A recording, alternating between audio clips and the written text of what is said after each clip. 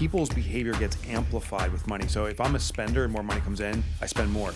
But the hoarding situation, while it's less frequent in the volume of people that do it, it happens. And if I'm a hoarder, the more money I make, I actually hoard more. It's a fear-based thing. Yeah. The best way to navigate is a system, and also someone that's not emotionally attached. Yeah. Hey, this is David Richter with the Profit First REI podcast. I am here live with Mike Michalowicz in his studio, which I think is the coolest thing. Flew to New Jersey. I'm going to give you his home address. Just kidding.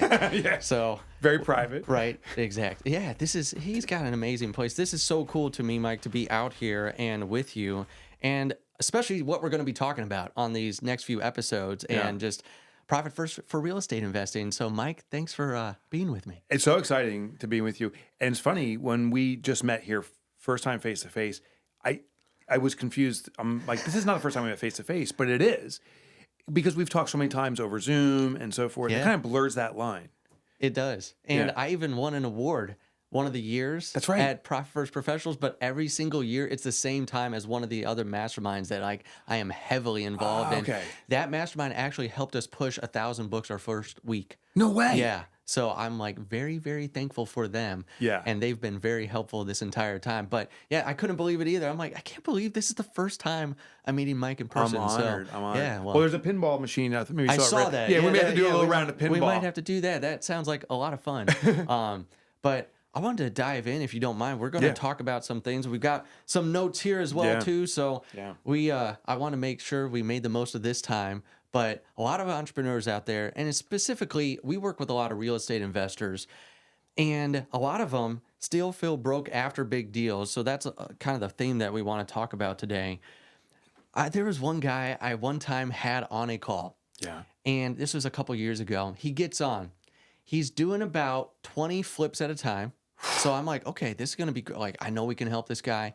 He gets on the call. He's like, I'm having the greatest profit from these. I'm going to net about 2.2 million from all this stuff that we have going on. But he got on there and he said, there's these 4 deals that are killing me. The holding costs, and I'm pouring all my money in. He's like, I got on this call to see if I should declare bankruptcy or not. And I was like, what? Can you run that by me one more time? I'm going to make 2.2 million to I'm going bankrupt. Yeah. On the same call where it felt like... Was he coming with bravado, like I'm successful and trying to show success, and then on this call, no. Okay. He came in saying that as a preface of like, I've got all these deals and I've got all this money in the pipeline, but it's locked up because I don't have them across the finish line yet, and I really need help. Honestly, he came in a little bit of panic.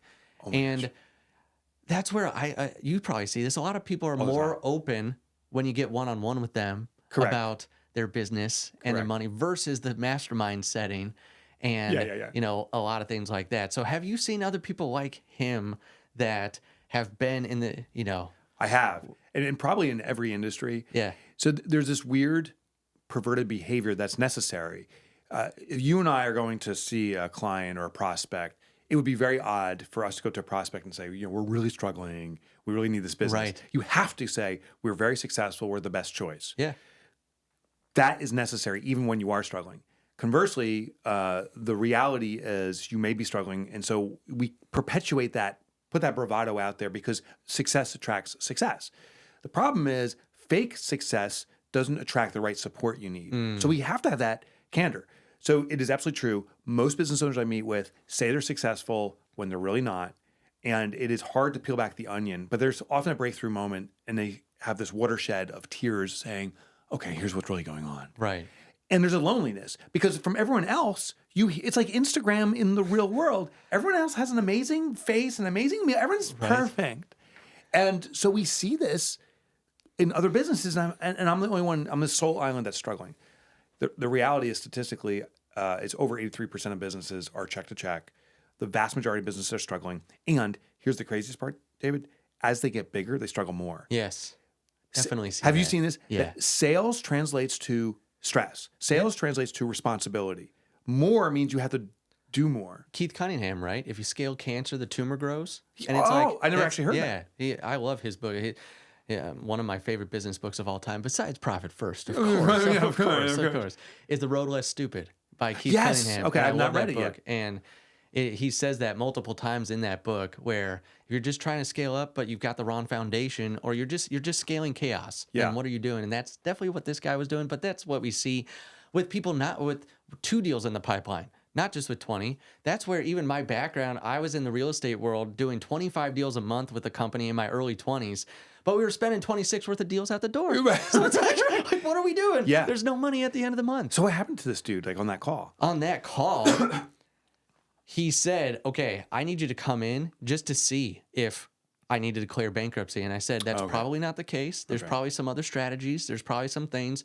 Honestly, he needed profit first in place. He needed a better system to where he wasn't seeing it down the road like, okay, oh shoot, I'm already in like code red and I need to get out of it. And I said, we just need to back that up. And he's like, okay. And so we started working with him, and then he did not need to declare bankruptcy. Yeah. He could go out and get some loans and do some things, but he just needed that clarity to be able to have someone come in. And like you said, he needed to be able to talk to someone and not put on that fake face of like, yeah, everything's great. We've got 20 deals in the pipeline. We're amazing. We got more than 2 million in profit coming in. You have to be able to say, actually, help, like what's going on? Because a lot of people feel that in this space. So there was a time in my life, not in the too distant past, where I was struggling financially. I lost all my money. I talk about it in my books. And there was collection bills coming into the house over and over again. And also other just bills for all these things I was consuming. And I decided not to open them, because if I didn't open them, at least I didn't have to face it. Yeah. But the problem got worse behind the scenes. And so I see that too, this bravado that I've had and default to still under stress of ignore the problem because the problem may go away, but it really amplifies. So one of the reasons I think, and we have it actually on the bullet point, number 2 here, the Parkinson's law, there's this interesting phenomena too, that as we're more successful, meaning more money comes into our business, we consume more. Yeah. So that is so true. And this is true for anything. The more time we're given to do something, the more time we'll take to complete the task. But when it's compressed, the more efficient. And I know we talked a little bit about your travels in here yesterday, that because you had compressed time, you had to see your daughter, you wanted to, and you did for school, that you wanted to get out here, that you found a very efficient schedule to spend time with your daughter, visit the school, take a flight, meet here in the morning, get your exercise, and do all these different things. Yep. Because you had a compressed schedule, you're actually more efficient. With money, when we compress what's available, that's what Profit First does. When there's less money available, you actually become more effective at managing money. Exactly. And so it's funny, this guy's story, I resonate with it. It's the bigger businesses I work with who are in the deeper doo-doo. Right? Like, it is. Yeah. And a lot of people ask, like, am I too small for Profit First? I'm like, you're at the perfect point. Like, before you have all these bad habits with your money and you scale that chaos, now's the time to implement it. And if you are down the road like this guy, it's like, okay, there's steps. It's Yoda. You have to unlearn what you've learned. So we do have to do a little bit of unlearning, but then on the other side, like, do you want this stress a year from now? Like, you don't have to repeat these patterns, which is what a lot of entrepreneurs end up doing. They end up repeating those patterns over and over again. They think more deals means more income, means more revenue, means more profit. It's like, no, not necessarily. Not if you keep doing the same things over and over again. And that's where with Parkinson's law, and then you're spreading out your money, a lot of people, that gives them that peace of mind because now they're intentional with those dollars. Yes. Versus, one guy said this on my podcast once, and I'll never go back, the one big black hole bank account where everything gets sucked in and goes out into a swirling vortex of doom, never to be seen again. That's what this guy, that he had one big bank account where all this money, like hundreds of thousands of dollars, because it's real estate and you get all these loans. So it's really easy in real estate also to know, like, okay, maybe I will be okay because I just got several $100,000 from my private lender for this flip. And then you have one big bank account and all that money's in there. So you feel great. You start spending that money. And then you've got 20 flips in the pipeline, and then 4 of them aren't covered. And you've got like 10,000 left to be able to do 50,000 worth of work. Yeah. So and that's you're where in deep. So I think I've cracked the code on why we behave this way beyond Parkinson's law. So, and this is not to be pluggy, but I wrote a new book called The Money Habit, which is about personal finance. Which is amazing. Pick that up. Thank you. Yeah. I'm really excited about the book. And what I believe is if an entrepreneur nails it in business financially, but not at home, you're still in trouble. You got to nail both because at home will leech off the business or vice versa. So I said, but why do people, as they make more money, blow it? And there's these infamous stories of an athlete who makes $100 million and then is bankrupt the next Right, day, right? yeah. Or lottery winners. I'm like, what is this? I found this thing called optimal foraging theory, and I geeked out on it. So here's what it is. Optimal foraging theory is based upon the Neanderthal man. So 15,000 years ago, the predecessor of man, historically, we were hunters and gatherers. Yeah. So if you and I are in the same tribe, we wouldn't sit there and say, hey, you hungry? Yeah, let's go out for Taco Bell tonight. No, it's like, we're hungry. Yeah. We go and hunt. But if you and I decide to go on a hunt together, we're putting ourselves at massive risk here. We're going in the wild. We're leaving the security of a mass tribe. So now it's just me and you out in the wild. There's things there that want to hunt us, saber-toothed tigers and all these different things. Right. We're burning calories. We need to find water. So it's massive risk. So when there's massive risk, what you do is you go on a big hunt. You don't go for like one little rabbit and we're going to feed the tribe. We're getting the woolly mammoth, me and you. Yeah. If we are lucky enough to kill the woolly mammoth, now a bigger problem presents itself. It is this massive rotting flesh. Right. So the only way to preserve it is to do what's called gorging. And those old videos where you see like a caveman eating, there's blood all over his face, that's actually, we believe, how they truly behaved, because the best way to preserve calories is to consume calories. Wow. So you go for a big kill, Yeah. and then you eat fast. Then over time, they invented tools to carve and preserve. So you would carve up the meat and preserve it by burying it and smoking it. But the limbic system of our mind, the reptilian part of our mind says, go on a hunt, and the second you capture it, you better eat it fast or it's going to perish and rot. Today's hunt is the check. The big paycheck comes in. And so maybe it's payroll, or maybe it's the big sale, and you see massive money. Our mind says, just killed woolly mammoth, must Right. eat. And so our mind says, eat it because it's going to rot away. Logically, our prefrontal cortex says, of course it won't rot away. It's fungible. It's money. I can move into a different account. I can hide it away.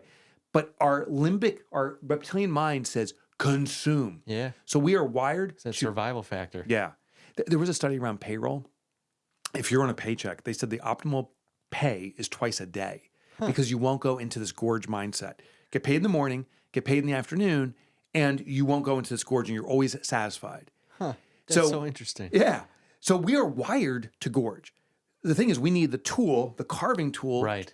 carve that meat up, that woolly mammoth, and then bury it or smoke it or preserve it. And that's saying it with multiple accounts. Yeah. And when that happens, we get this satiated sense of it's in control and we don't need to consume it all now. Yeah, which is funny that you bring that up, because I equate a lot of real estate investors to Yeah. professional sports players, where maybe they're in their first year of real estate, they do their first flip, and in that one flip, they've made as much as they made in the last 12 months at a W-2. Yeah. And it's like, oh my gosh, what do I do with all this money? And usually it's gorging. It is. Yeah. We throw it all, but we reinvest all back into the business, and then there's nothing left over, or Yeah. those deals don't keep coming, or in real estate, the closings get pushed back. So it's like, Oh my okay, gosh. here we go. Here's the up and down roller coaster. Yeah. So that's why I tell people, if you're in those beginning stages, you're in the best place to start carving that out, giving you the different bank accounts, making sure you know where your money's going. If you're already down there and you've been gorging, well, now maybe we have to purge a little, like maybe we gotta get it to the different accounts, and we've got to get a good system in place. It's like you're going from gorging to a professional, storage system. Yeah. And this is where we have to take it in steps and get you to where you need to be. So then breaking it up in the allocations. That's right. Yeah. And there's lifestyle creep at the end of the day. Yeah. And I've experienced this myself. As my income increased, very quickly I decided my lifestyle should increase this way, because I have this perception my income will always stay that way. But when my income dropped, and that's normal, like income will increase and it'll drop over time. And hopefully on an average it goes up, but it may not. Sure. It may not. Every time it dips. So our lifestyle will go up to meet our income very quickly. Right. The same rate. Yep. But when it dips, we don't drop the lifestyle, because there's a thing called loss aversion. Once I possess, or you possess something, we want to keep it forever. It's part of us. So the analogy I use is like a shiny new car, that sports car. I've always wanted that sports car. Well, one day I actually make the purchase. Then I make the purchase, and now I can't afford it. So what do? I cancel the insurance. I keep my garage. I'm not going to drive it. I will get a second job to pay the payments just to keep it, because it's my baby. Yeah. The funny thing is, I didn't get that second job when I was looking to buy it. I just got it, and now I go to extremes to preserve it. So what happens is we lose our income, and we're going to go to extremes to preserve it. Well, you can't necessarily generate more income. Maybe you'll work harder and longer, but I'm not generating enough. But we're so afraid of losing it. we're illogical. And that's when we start saying, well, the only way to get income is debt. I'm going to borrow money. You run up the credit card. I'm going to move money around. Yep. And then you're in this trap that destroys you financially. Yeah. And we see that all the time. That's something too, on my personal journey, I had to fight a lot to be like, okay, we're actually making more money. It's like, thankfully, because of books like Profit First and having a background of like, at least if there's a system, it holds me accountable. Yeah. Then if you have someone holding you accountable, that's like taking into overdrive to be like, okay, I can't do anything without them seeing what I'm doing. So that helps a ton. Because even in my own business, I have a CFO for my business and making sure that, okay, I'm the entrepreneur. And like, I'm the CEO. And even though I run a CFO type business, like I need to be held accountable because then if I go too crazy or if I'm like trying to take too much, or on the flip side, if I'm not taking enough and I'm bringing stress to the organization, then I need someone to be able to say, hey, this is what's going on. You need to be able to do this guilt-free and like, here's the plan and like, here's where you should be at this point. So that way it's not just me saying, okay, this is what in the first few years of business, Mike, it was like, okay, this is great, and I think I can grow, but I had a lot of guilt myself of like, ooh, can I take more? We are growing. I was more of like the conservative, like saving, and probably wasn't pouring as much in. And so that's where I had to be very careful, but that's where a lot of people come to us and they're on all different spectrums. And what's I love about Profit First is that I believe if you're on either the save or the spend extreme aspects, Profit First helps you get to the middle. It helps you get to be like, okay, if you're a spender, it helps you to save. If you're a saver, it helps you to spend what you need to spend. It gives you a system so you're not just gorging. I love that analogy. You're not just gorging all the time, but then you're also not just hoarding. You don't take that back and you just put it in your cave and now it's rotted and you're like, what did I do? You know, like I just the way corpse to take that analogy, that step. That hoarding is a real problem too. The interesting thing is that people's behavior gets amplified with money. So if I'm a spender and more money comes in, I spend more. But the hoarding situation, while it's less frequent in the volume of people that do it, it happens. And if I'm a hoarder, the more money I make, I actually hoard more. It's a fear-based thing. Yeah. The best way to navigate it, is a system. And also someone that's not emotionally attached. Yeah. So for my organization, we have two people. We have a Profit First professional. Nice. And Karen in this case. And she's unemotionally attached. That's awesome. She's like, this is the way we do things. Yeah. And even though I'm the guy who created the system, she's enforcing it on me. And then we have our internal person, it's Kelsey, who manages numbers. So we have three people involved in numbers, but we're all looking at the same system. What's so interesting is when we talk about the numbers, the interpretations, mine's very emotionally based. I'm like, we can get this podcast studio, we need it, and justify it. Kelsey's like, well, the numbers are there, but the data shows that we shouldn't set up a studio as opposed to renting it.